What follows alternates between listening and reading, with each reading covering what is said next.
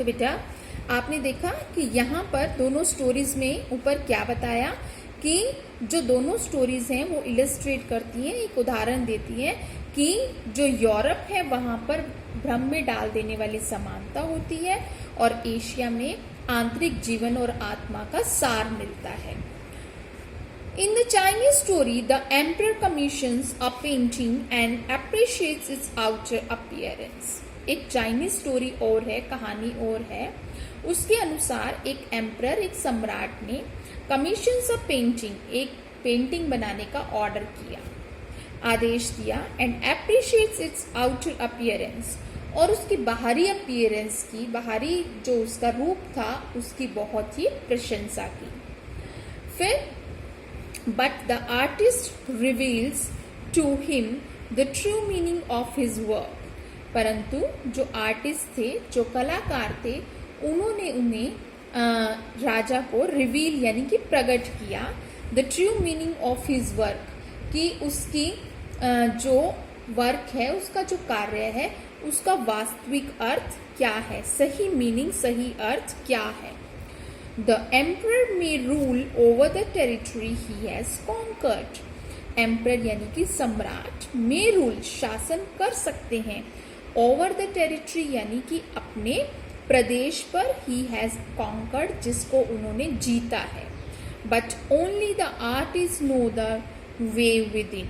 परंतु केवल एक कलाकार ही जो अंदर जाने का रास्ता है वो जानता है। Let me show the way, कृपया मुझे रास्ता दिखाने दीजिए। द दाओ, कि दाओ का मतलब क्या है बेटा? A word that means both the path of method and the mysterious works of the universe. दाओ का मतलब एक वर्ड है, ये एक शब्द है जिसका अर्थ दो होते हैं, पाथ या मेथड यानी रास्ता या तरीका। मेथड तरीका, पाथ मतलब रास्ता, एक ही बात है, वहां तक पहुंचने का रास्ता या तरीका।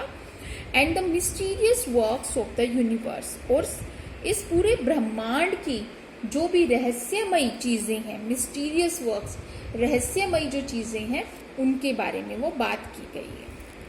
मतलब दाओ, वो कहते हैं ना कि let me show the way the दाओ, वो कहते हैं कि मुझे आपको रास्ता दिखाने दीजिए। द दाओ, दाओ बोलते हैं, तो उसका मतलब ये था कि मुझे रास्ता बताने दीजिए, और जो मिस्टीरियस वर्क्स हैं यूनिवर्स के, वो आपको मैं बताता हूँ, आपको उनके बारे में नहीं पता है।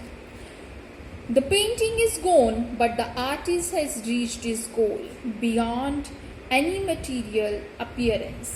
पेंटिंग इज गोन, अब जो पेंटिंग थी, जो पेंटिंग वो क्या हो गई? इज गोन यानी कि गायब हो गई। But the artist has reached his गोल, परंतु जो कलाकार है वो अपने गोल तक, अपने लक्ष्य तक पहुंच चुका है। बियॉन्ड एनी मटीरियल अपीयरेंस, और वो क्या है? किसी भी मटीरियल यानी कि भौतिक जो सुख है, अपीयरेंस है, उसकी पहुंच से बाहर है। मतलब वो आत्मा के रूप में विद्यमान है, अब उसको कोई भी भौतिक, जो आत्मा के संसार में चला गया है, और उसे कोई भी भौतिक चीजें, मटीरियल जो हमारी दूसरी चीजें होती हैं, वो मटीरियल चीजों में आती हैं, तो मटीरियल अपीयरेंस के लिए वो उनको वो दिखाई नहीं दे रहा है। A classical Chinese landscape is not meant to reproduce an actual view as would a western figurative painting. वो कह रहे हैं कि जो क्लासिकल यानी कि पुरानी चाइनीज लैंडस्केप, जो लैंडस्केप मैंने आपको बताया था, जो प्राकृतिक दृश्य प्रस्तुत करते हैं, वो जो पेंटिंग होगी is not meant to reproduce an actual view, वो कभी भी कोई वास्तविक दृश्य प्रस्तुत नहीं करते हैं। As would a western figurative painting, जैसा कि वेस्टर्न की जो फिगरेटिव पेंटिंग से क्या मतलब है बेटा? जो कि वास्तविक जो चित्र होते हैं यूरोप के, वेस्टर्न के, वो प्रस्तुत करते हैं। मतलब वो एक्चुअल व्यू प्रेजेंट नहीं करते हैं, जबकि वेस्टर्न जो है वो करते हैं।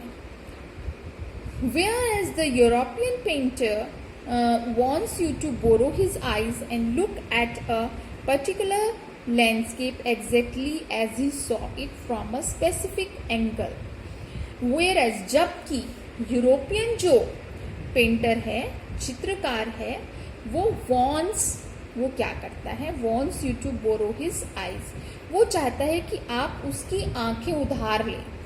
And look at a particular landscape exactly as he saw it. और किसी एक पर्टिकुलर विशेष चित्र को उसी तरह से देखें जिस तरह से वो उसे देखता है.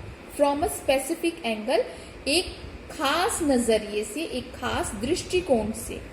The Chinese painter does not choose a single view point. वो चाइनीज पेंटर जो है वो एक सिंगल व्यू पॉइंट, एक सिंगल जो दृष्टिकोण है, एक दृष्टिकोण को यूज नहीं करता है, उसको नहीं चुनता है. So beta, in this video we will be reading up to here.